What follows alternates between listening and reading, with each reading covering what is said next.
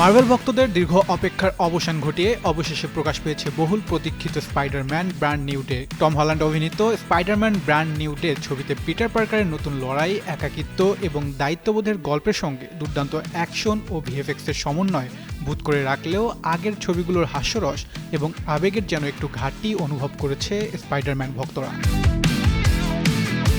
ছবির গল্প শুরু হয় স্পাইডারম্যান নো ওয়ে হোমের ঘটনা প্রবাহে। নিজের প্রিয় মানুষদের নিরাপদ রাখতে পিটার পার্কার এমন এক সিদ্ধান্ত নিয়েছিল যার ফলে এমজে এবং নেড তার সমস্ত স্মৃতি হারিয়ে ফেলে। নতুন ছবিতে দেখা যায় নিউ ইয়র্ক শহরকে অপরাধমুক্ত রাখার লড়াই চালিয়ে গেলেও ব্যক্তিগত জীবনে পিটার সম্পূর্ণ একা। ছোট্ট একটি ঘরে বসে বিজ্ঞান নিয়ে কাজ করা, কৃত্রিম বুদ্ধিমত্তার সহায়তায় সময় কাটানো এবং দূর থেকে পুরনো বন্ধুদের জীবন দেখা, এই পরিমণ্ডলেই এগোয় তার প্রতিদিনের জীবন।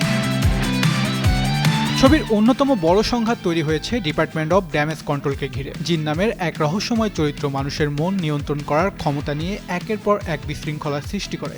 পরিস্থিতি সামাল দিতে হাল্ককেও দেখা যায় গুরুত্বপূর্ণ ভূমিকায়, যদিও তার উপস্থিতি গল্পকে খুব বেশি এগিয়ে নিয়ে যায় না। একইভাবে ব্ল্যাক উইডো চরিত্রে ফ্লোরেন্স পিউকেও সীমিত সময়ের জন্য দেখা গেলেও তার চরিত্রেও নতুনত্বের অভাব বোধ করছে সমালোচকরা।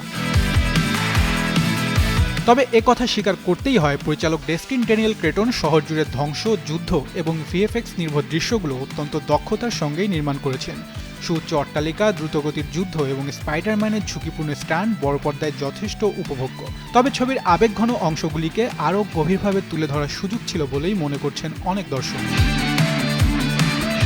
তবুও মার্বেল অনুরাগীদের জন্য ছবিটি একটি গুরুত্বপূর্ণ অধ্যায়, কারণ এখানে স্পাইডারম্যান শুধু শহরকে বাঁচানোর লড়াই করেন না, বরং নিজের একাকিত্ব, পরিবর্তন এবং নতুন বাস্তবতার সঙ্গেও প্রতিনিয়ত লড়াই চালিয়ে যান। সে কারণেই ব্র্যান্ড নিউ ডে কেবল সুপার হিরোর গল্প নয়, বরং নতুন করে নিজেকে খুঁজে পাওয়ারও এক যাত্রা।